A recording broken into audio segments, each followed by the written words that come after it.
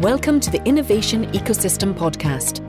We interview remarkable and thought-provoking guests about innovation, leadership, and change in the world of business. Whether you're an executive or an entrepreneur, our objective is to help you and your organisation create an entrepreneurial culture, become more innovative, and better able to respond to change. Each week, we'll deconstruct world-class performance from the arenas of business, academia, science, and sports. Each week, you can expect key insights, fresh perspectives, and proven tools you can use straight away to make you more successful professionally and personally. With your host, Mark Bidwell. Hello, this is Mark Bidwell, and welcome back to the Innovation Ecosystem Podcast. My guest today is Caroline Webb, who is an economist and former McKinsey partner and author of a book, How to Have a Good Day. And this is possibly the book of the year for me. It really was a fantastic read, full of extraordinarily broad and deep insights. And she describes this book in the interview as essentially a secret manifesto, which is hidden in this book.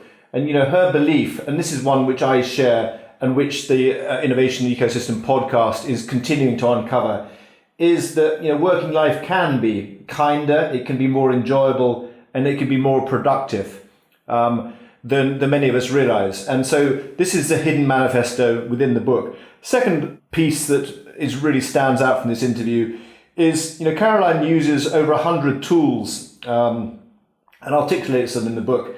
And these are all based on science, they're all underpinned by science, and they're also proven to operate across multiple cultures, multiple contexts. And so, everything here is proven to work, and there's something in here for everyone. So irrespective of what the issues are that you're facing in your working life or indeed in your personal life, I believe across these 100 tools, there'll be something in here that is proven to work and which you can grab from the book and start implementing.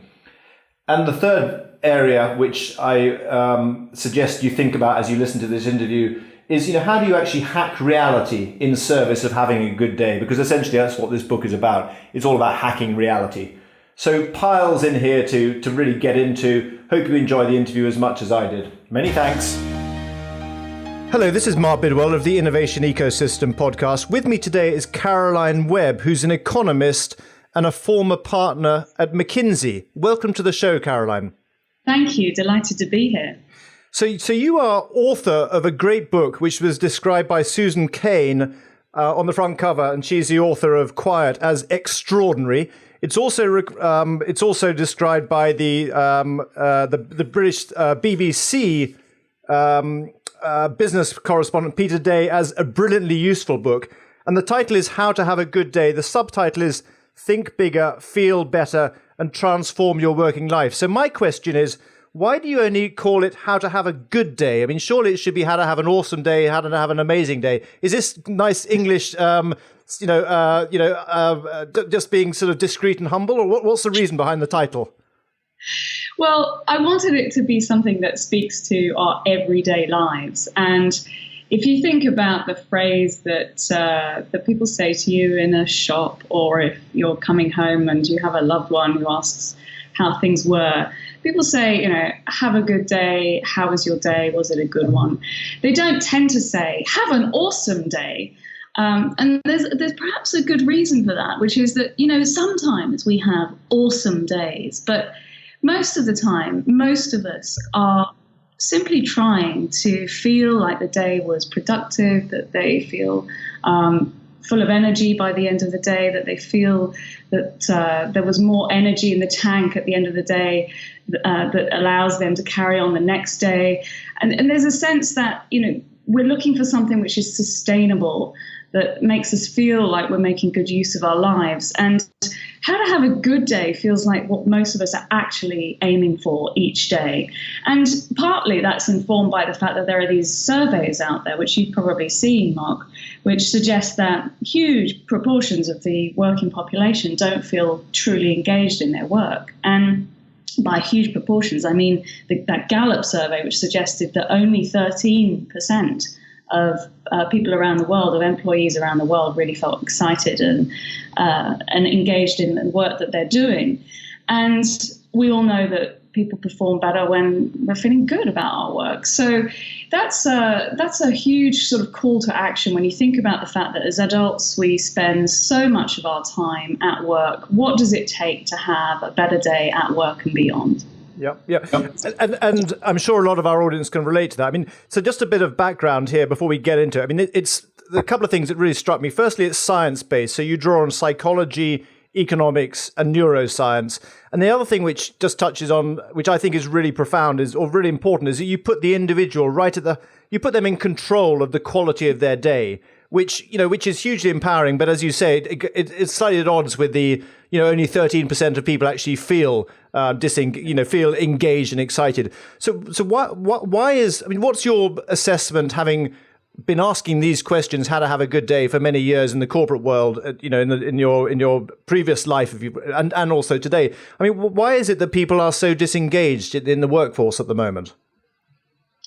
Well, I think that perhaps every generation has said this, but if you think about the uncertainties that people face with the changes that technology has wrought in the last 20 years, and probably will go even further in the next few decades as artificial intelligence and machine learning become more and more part of our working lives. There is this enormous sense of uncertainty, recession coming after recession, but there's also complexity. I think that, when you think about the number of minutes a day that people are spending connected to others through technology, through messaging, through emails, it's dramatically different to that of 20 years ago.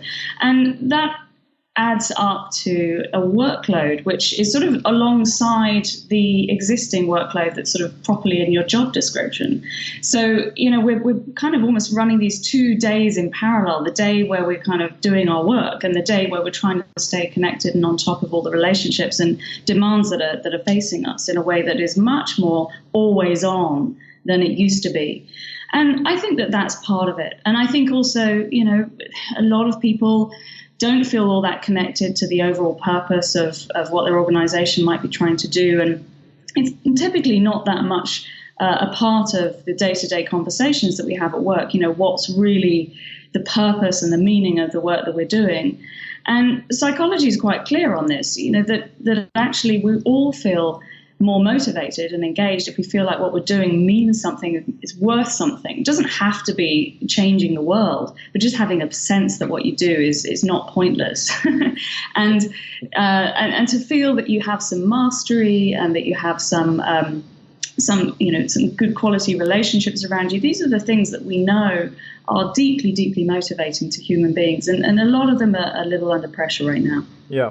And the good news is, the book is all about helping people get control of their day and putting them in the driving seat. And your point around the level of complexity. I was struck by the section on overload or dealing with overload. That was your longest list of sort of summarized list of the whole book, which I thought was really interesting, because we are all facing, as you say, I haven't heard it put this way, but 2 days rolled into one. We got the parallel day of these things coming at us plus the day job. But we can get into that in a minute. So let's, for people who are beginning to feel already, overwhelmed by by the subject matter, let's try and empower people a little bit. Because I think, the way I look at, just to summarize the book, I think there are 3 and then we can dive into it. If that's okay, Clara. There's 3 sections. You've got the foundational stuff, which is the priorities and the productivity. Then you've got, for each task, you go through a series of, approaches or strategies for dealing with relationships, for thinking, for creativity, for influencing. And then you've got the,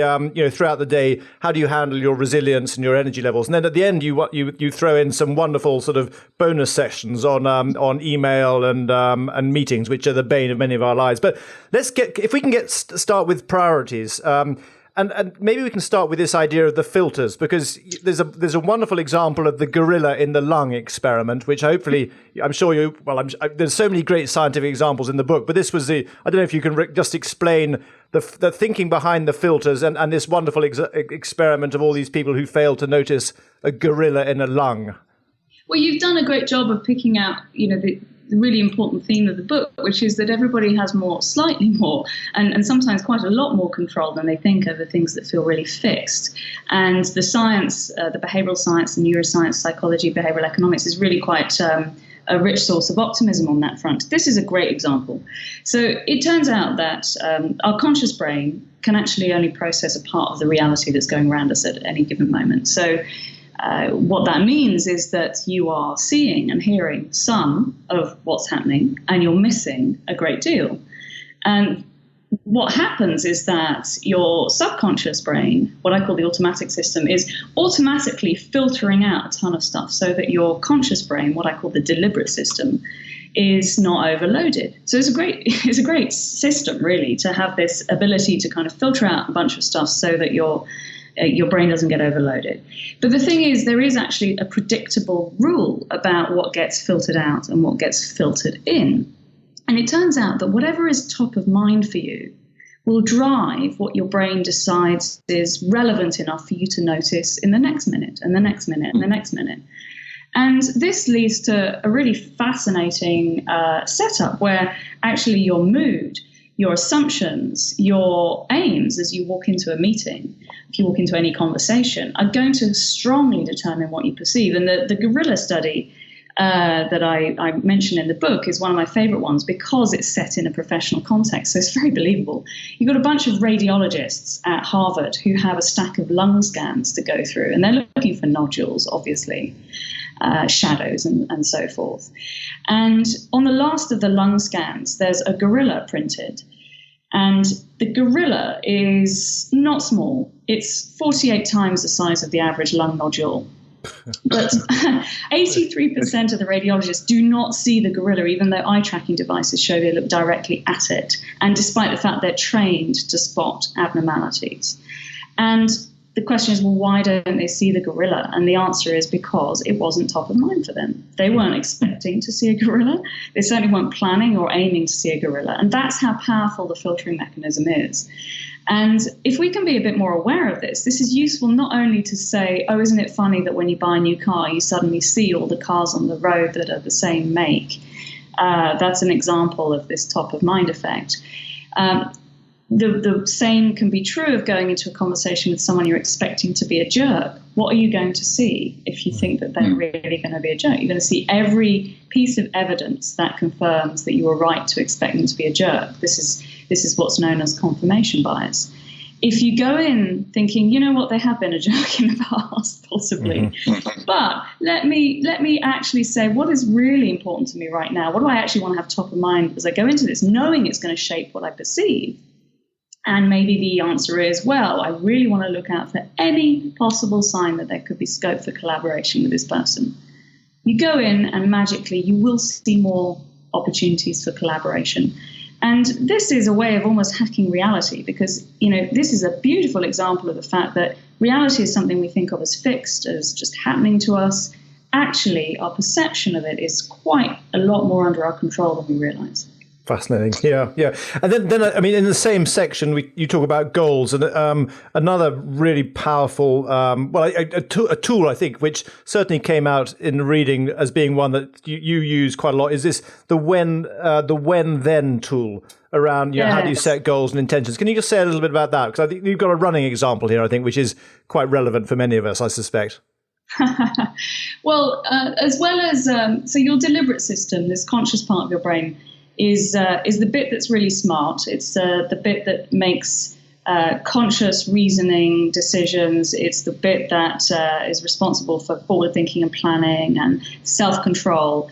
But as well as only being able to process a certain amount of information at any given time, it also gets tired easily. And what that means is that if you have a really vague, abstract goal like I should exercise more, that really is quite a lot of work for your brain to have to think, well, what does that actually mean? What does that mean I need to do? When do I need to do it? You're actually leaving a lot of work, a lot of processing work for your brain to do. The more specific your goal is, the more likely it is that you're actually going to be able to have it be at the front of your consciousness. So it's much more likely that you will do some exercise if you say, I am going to take the stairs today rather than I'm going to do some more exercise today.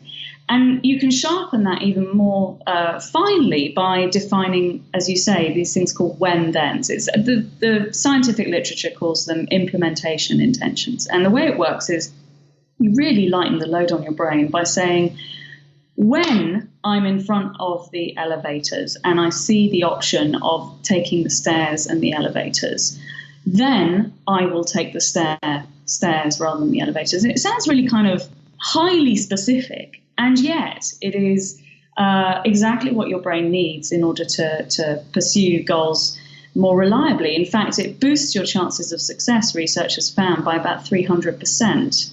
So if you're thinking, I should go for a run, you're way more likely to do it if you say, when it hits 2 p.m. and I have my hour-long break in the middle of the day magically, which I have protected, then I am going to put on my sneakers and I'm going to blah, blah, blah. The more specific you can be, the more you can even visualize the steps you're going to go through, radically more likely to actually see it through. And actually, you get an even bigger boost if you think ahead about the things that are going to get in the way of you actually being able to do it. So, I've just said, well, that magical hour that you've just protected, well, we all know that we might put a block of time in our calendar and then it gets eaten away, nibbled away at by all these things that come in. So if you can also apply this when-then technique to the things that are going to get in the way, you've really got a recipe for personal success, by saying, when I get an email at 5 minutes to 2, which is going to derail me, then I'm going to remind myself that going for a run is going to boost my analytical capabilities and my mood, and that'll be much better able to respond to that email in brilliant fashion once I've had my run. and that reminds me, David Allen we had on the show earlier on a few months ago, who is referenced in the book. He obviously he talks about downtime and he talks about the basic rules around email management. But it's such a powerful. I think what you've done is you've actually broadened its application into the standard working day versus just dealing with stuff as it comes in, which is as you say, I think the potential for transformation is significant. One thing I'm interested in, as you talk about, as a partner, ex-partner of McKinsey, former partner of McKinsey, working in boardrooms, how is this kind of language, bringing in neuroscience and some things that might have been seen as being somewhat sort of quirky, several years ago, which are becoming more mainstream.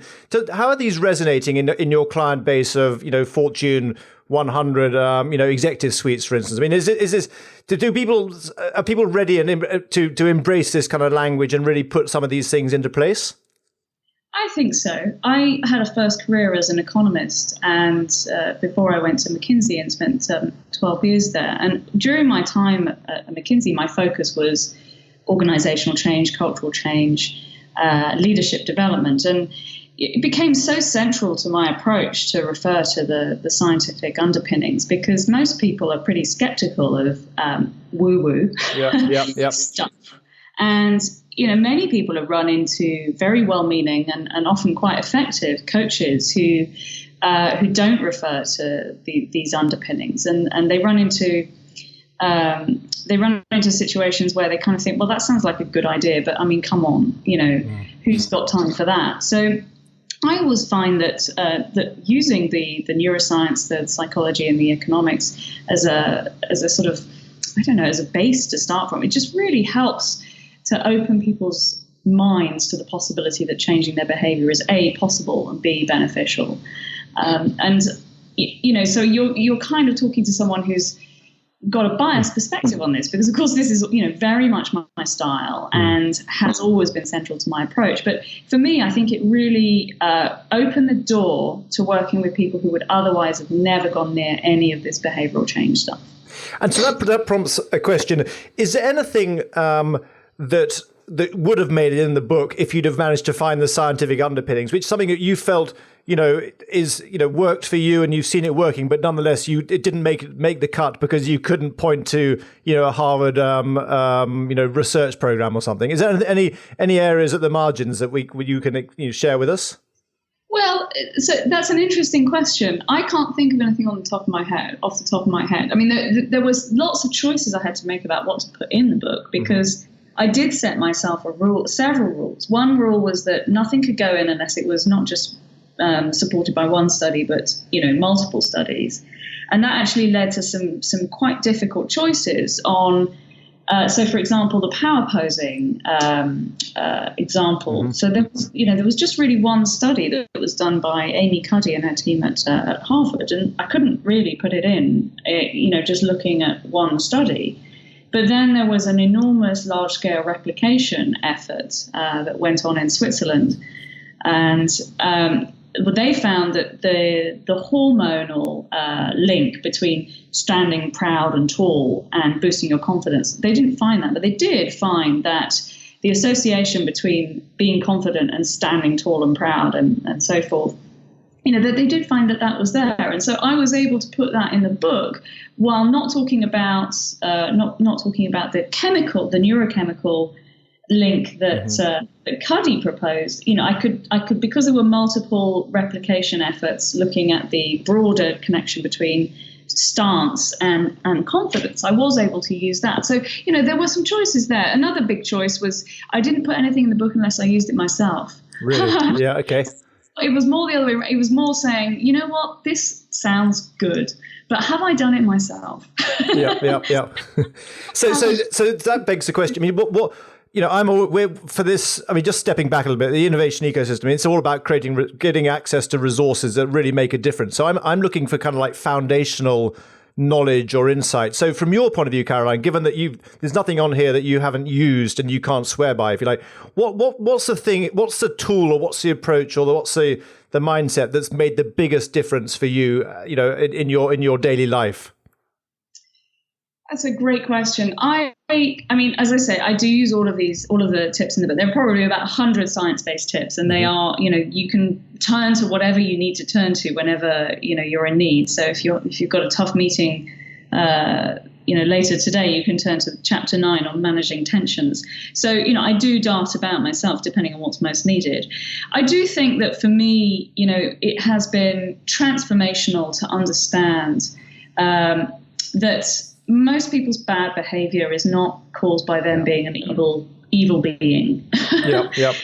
Actually, it's statistically unlikely that they're actually a psychopath, and that most bad behavior is caused by someone's brain being on the defensive, and then getting a lot smarter and thinking not only what could be causing that, but simply actually just asking the question, they're behaving badly, I wonder what's put them on the defensive, is often enough to stop the focus being on, I'm personally very offended by this, to, okay, how do we move the situation forward? I've been working on all of this stuff for so many years myself that, a lot of this has become very routine and very internalized to me. And that was probably the biggest thing for me, was to stop taking bad behavior as a kind of dire commentary on the state of human nature and possibly on myself, and to realize that actually we're all juggling a ton of stuff, and many of us are not at our best when we're under pressure, and there are good neuroscientific reasons for that, and actually that there are ways to unravel that when you're in a conversation where you see that in someone else. Interesting. Yeah. Well, so if we can switch then, Caroline, back to innovation. It's for us. I mean, the audience they're interested in innovation, leadership, and change. So there's a section, and part of that is creating the space, which we've touched on earlier on a little bit, particularly this area of dealing with with overload. What about the section on thinking and creativity? Can we maybe we can just dig into, there's two things that struck me, which I've got quite a lot of energy around. One is the power of questions, and the other is the importance of analogy. Can you just sort of share your views on that, and maybe a couple of examples of what they look like in day-to-day life in some of your clients? What kind of breakthroughs have they got, or creative juices have flowed as a result of looking at it through their questions and their analogies?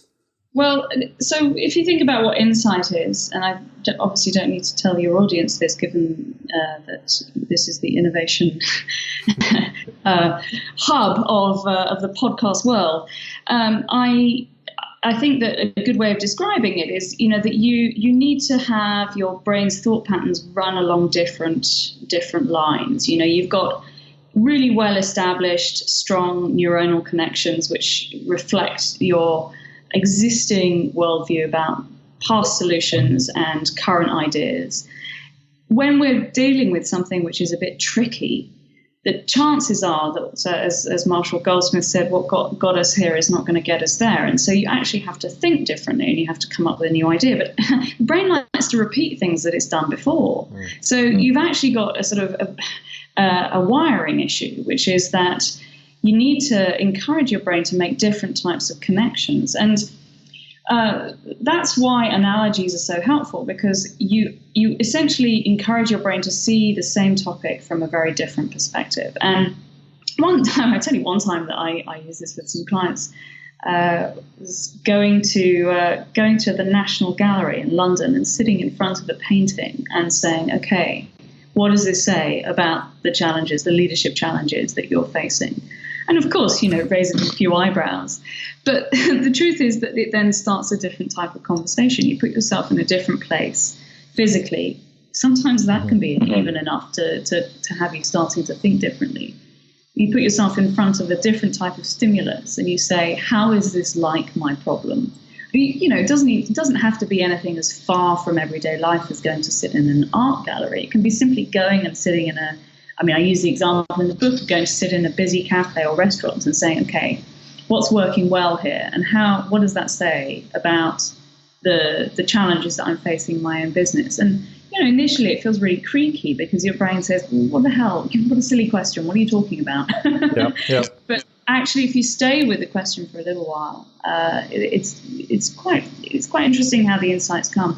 And the broader question about questions is that there's interesting, quirky research to suggest that merely asking yourself a question rather than saying, I must solve this, I have to fix this. Instead saying, okay, how would I fix this?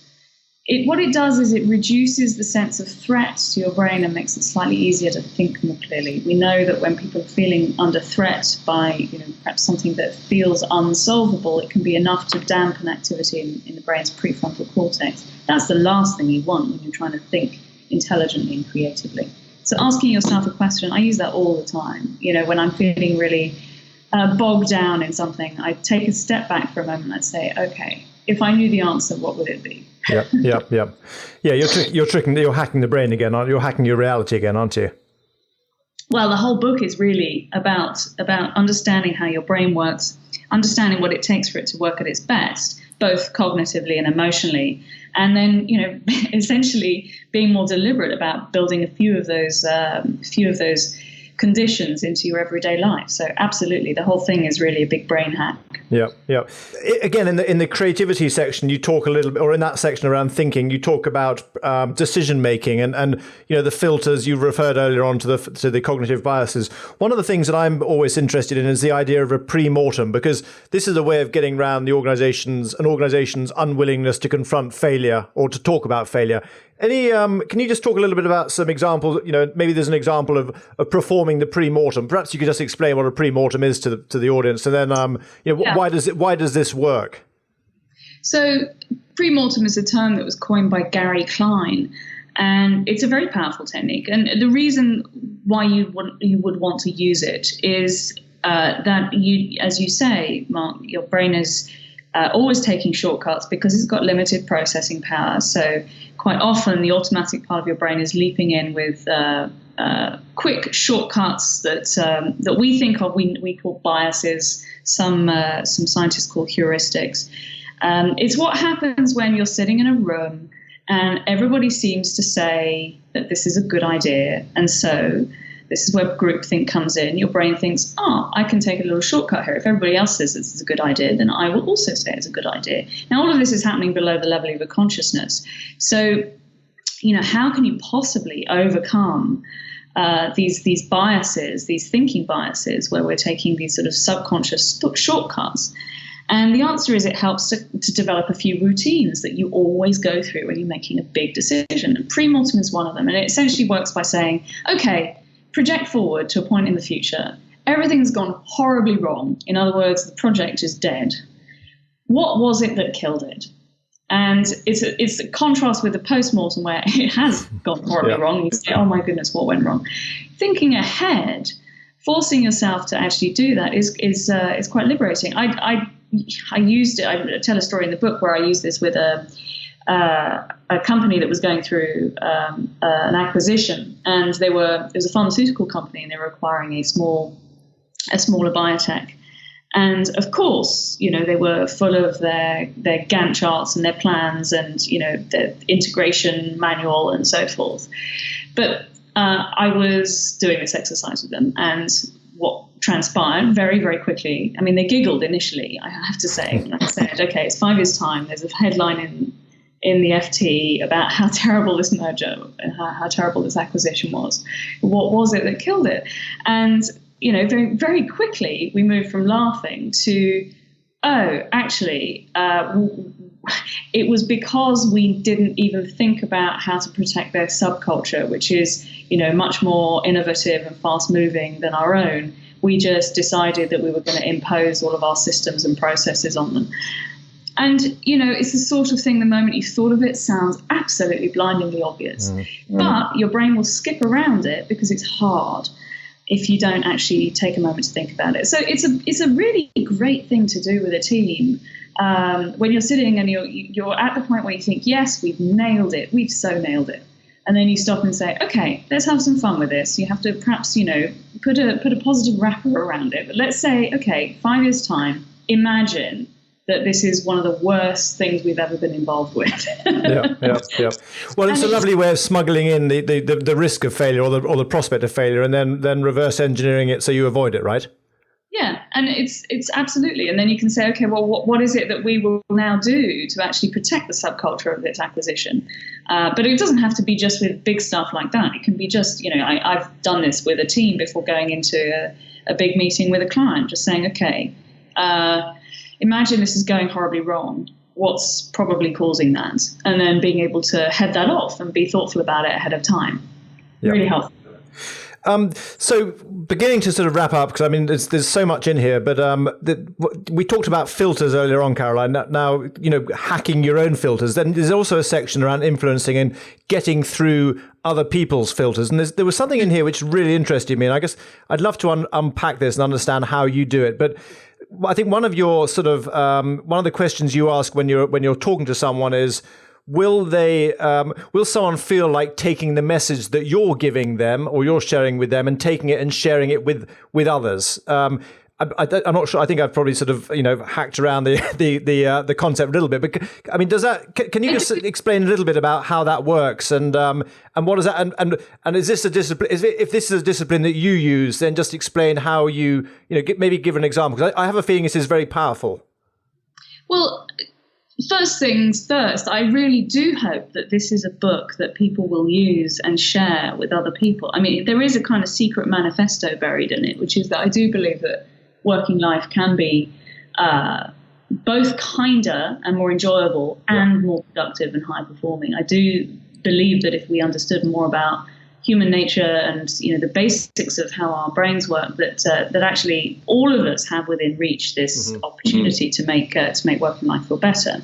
So I'm glad to say that I do get a lot of comments from people who have used this with their teams and with their organizations.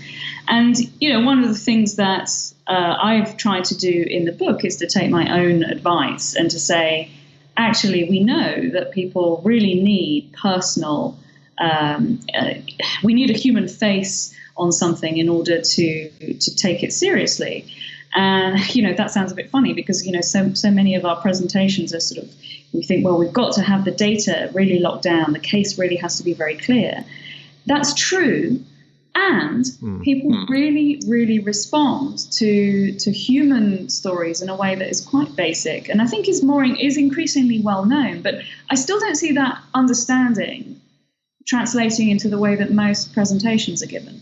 So I'm not saying don't have the data, but I am saying put a human face on it by saying, for example, imagine that your mother is walking through the store and she is, experiencing this different layout, blah, blah, blah. You've got a very different level of engagement immediately in how you're conveying the idea of a store revamp to your colleagues than if you were simply looking at, well, here are the number of products that we're going to shift, and here is this incredible chart. So it's an and, you need the data, but you need the human stories. And so I was very conscious of that the whole way through. I didn't want it to be just a narrative book that has all the stories, and there's loads of books like that. I really wanted the science to be there and the practical advice to be there, but I really looked for a great personal story to illustrate everything in the book. And I do that in my talks and my speeches too, even where, I might be inclined to geek out about, and here's another study, and let me tell you about another study and another study, to actually just, give an example. Is you're very good in drawing out, in your podcasts, to actually draw out a practical example. That's advice that I need to take, every single day that I'm trying to get the word out about this secret manifesto. Yeah. But the specific, so, I found the quote now while you're talking, and the innovation ecosystem, to be fair, that's why I was so keen to have you on the show, because, this is what we're doing across a whole range of areas. But this book that you've written, I think, summarizes so much of the landscape and the waterfront in such a compelling way that's why I was so keen to have you on the show. But here's the quote, Caroline. You ask yourself, are people going to feel like telling someone else what I told them? So I think that if I read this correctly, this is the question you ask yourself before you make a pitch to someone, right? Yeah, absolutely. And how does that? It's quite a hard question to answer, I suspect, isn't it? So I was on a panel at a conference last week, and I was thinking about this as I went on stage. People are more interested in having an example to share than having me deliver the most polished set of sentences in a row. And so I think about that every time I'm in a position to convey an example. So this conference was in Chicago. It was the Economist Future of Work conference, and we were on a panel talking about how to think about different HR practices to engage staff more fully. And I was much bolder in sharing my own examples of things that had happened to me in my own career than I would have been 10 years ago before I knew this research, and it really is part of being an engaging communicator to think about how can it might not be that you want to share your own example, may not be you want to talk about your mother, but you can at the very least talk about, a customer and personalize that customer, or you can talk about an employee or a colleague and give that person a name and talk about how what you're proposing is going to really make a difference for this person. It just engages people's brains in a really different way. Yeah. So, final question before I come to my three questions I sent out earlier on, Carol. So what do you really struggle with on that note of sort of disclosure? Which of these, where do you find, where's your edge, if you like, of these tools and of these approaches? Well, it's interesting. So I am not even, I would say, a night owl. I'm a vampire. I am so far from being an early chronotype that I'm very interested in the fact that most research that's been done doesn't really distinguish between people's chronotypes. You're just starting to see a few more studies coming through about whether you're an early person or a late person. And it has a huge impact on the advice that you really want to take in shaping your day. Because I read these studies that say, the best time to make a decision is 9 a.m. I think that might be true on average, but it's not true in my life. Yeah. And so for me, the big challenge that I've always had throughout my life is how to get a morning routine that is realistic, sustainable, and that works for me. And so sometimes people expect me to have this sort of incredibly elaborate routine in the morning, and really it's very simple. It is setting intentions. It is that point about being clear about what I want to have top of mind as I go into the day, and it is really important, I think, to know yourself and know what's going to work best for you. I've managed to make my way through my life despite this desire to really go to sleep at 3 a.m. and wake up at 11. But it's only by really knowing myself and being willing to be kind to myself in thinking about how to apply advice that sometimes seems quite standard out there for people on how to perform at your best. Yeah, and I think the point there, one of the points there is that there's a lot in here. Not all of these approaches will work for everyone, but there's enough in here for everyone to find something that makes a difference. Yeah. And I said I had loads of filters about what I put in the book. One of the things I didn't mention is that I only put something in the book if it'll work for multiple people in different contexts and cultures and industries and so forth. And so, that was really important to me. I was trying to create something which was as universal as possible. So I'm a bit different to some people in this space who say, you must, go back to the example, you must take your decisions at 9 a.m. I don't say that. I say, develop some self-awareness. Here's the principle, which is that decision-making is tiring for your brain. Think about when you're at your cognitive peak. Now, think about how you can get some good single-tasking, focused time around that time for you. So I try and give people the principles so that they can then think about how to apply it in their own lives, knowing their own constraints, perhaps family constraints, not just to do with your personality or your chronotype, and thinking about how is it practically possible for me to incorporate this into my life. I try to leave people some space and assume that they're a grown-up and can actually think about what will work best for them. Yep. Final question before I keep on coming back to the final question, but this is the final question. You say you're in the book. I think you refer to yourself as a lifelong learner, very, very curious. Somewhere I made notes around this new research into how the brain, the resting brain, and how it processes information. Can we expect? I mean, where are you focusing your energy now? Is it in that area, or are there other areas where the new frontier of pushing your knowledge in this whole space, or have you got a completely different project on the go? I'm just wondering where having written, it is such a remarkable book, and it's so broad and it's so deep, and I'm just wondering where your energy is now. Well, my energy, the book is, sometimes people say, well, what's the next book? And I say, no, this is kind of a bit of a life's work. This is what my work is. It's, taking behavioral science, making it useful for people and helping them apply it. So I am still staying broad, and I keep on reading around, all of the controversial new issues about replication efforts. I think the work on the default mode network, which is another term for the resting brain, that's absolutely fascinating. I think that, for me, I just try to kind of stay on top of where all of it is going. And it is a bit ridiculous sometimes. I do feel like, oh gosh, it does involve a lot of reading, but it's what I find fascinating. I'm always interested in looking out for new science that might say something to how we can have better lives. So that's a sort of a non-answer in a way, because it's just more of the same. But it is what I enjoy. So I'm continuing out there across all fronts. Okay, brilliant. So finally, the three questions. What have you changed your mind about recently, Caroline? Well, linking to what I've just said, there is this big upheaval in psychology in particular, looking at old studies that have become somewhat iconic, but perhaps weren't constructed in a way that allowed them to be as rigorous as current scientific methods allow. And I think that, this whole area of feedback loops between the body and the mind. So the fact of, I used to say, when we smile, it's usually a sign that we're happy. But if we smile, it can also make us feel happier. Same with power posing. When we're confident, we stand tall. It turns out when we stand tall, we're also confident. And the same with breathing. When we're relaxed, we breathe deeply. When we breathe deeply, we become relaxed. So we know that these loops exist.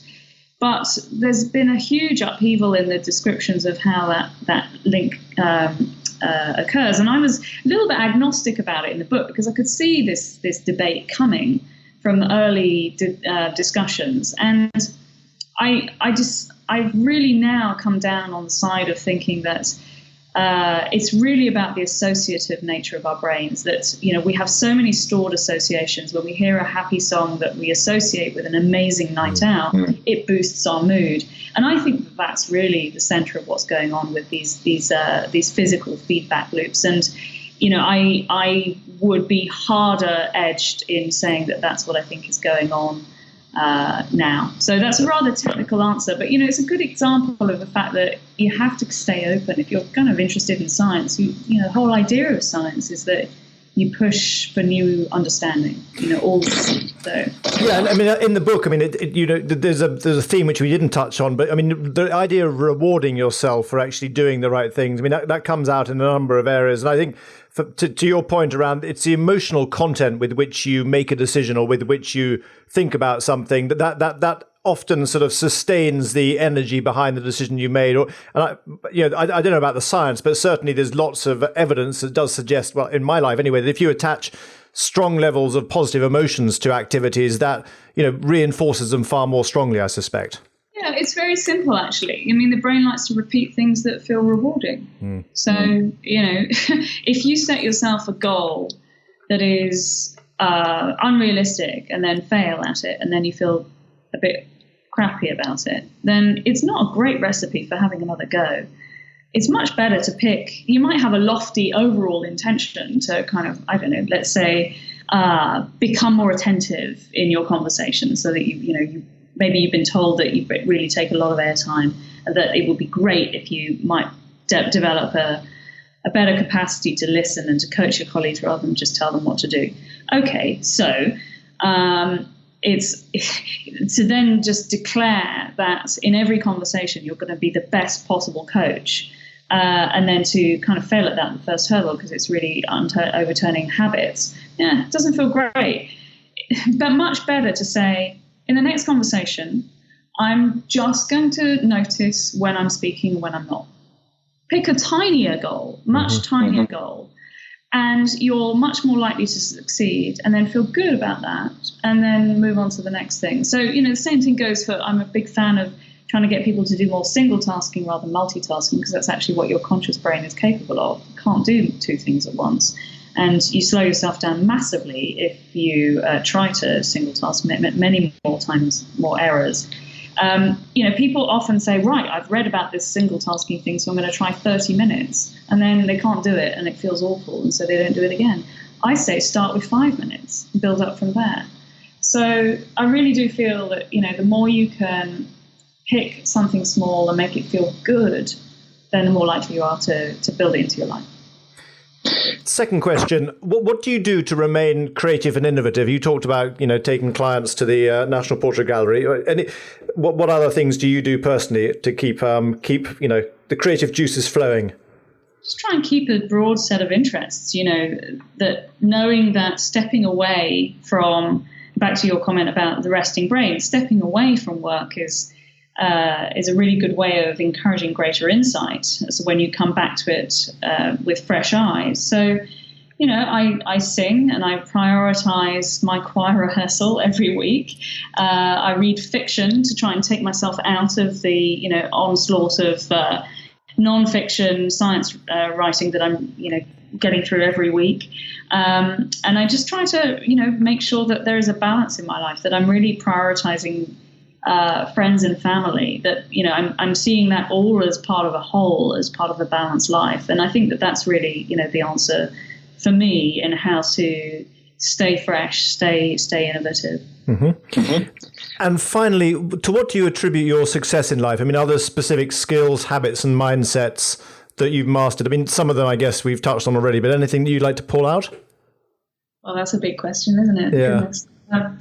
Well, you mentioned curiosity. I do think that is kind of central. I remember the first time I did one of those strength tests where you're trying to identify your distinctive strengths, and love of learning was definitely at the top of that. And so, I think I have a specific curiosity about how ideas link to each other. I would sort of home in on that because I think a lot of people who might describe themselves as curious, that they become quite associated with one particular set of ideas. For me, it's more about looking across ideas and seeing how they connect. And I suppose you probably see that in the book. I suppose also persistence.